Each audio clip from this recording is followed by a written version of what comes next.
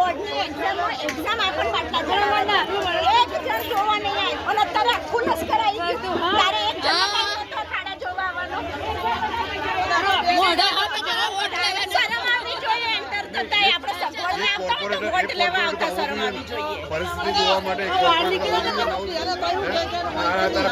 ઘેર ઘેર ઝાડા ઉલટીના કેસ હતા પણ એક જણ જોવા નહીં આવ્યું 4 વાર મીડિયામાં આપ્યું